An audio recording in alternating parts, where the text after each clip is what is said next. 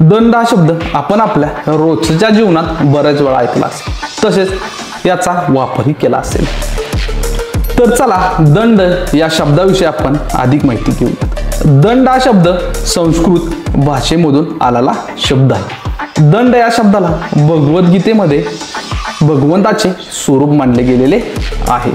तसेच दंड या शब्दाला दमन करणारी शक्ती सुद्धा म्हटले गेलेले आहे।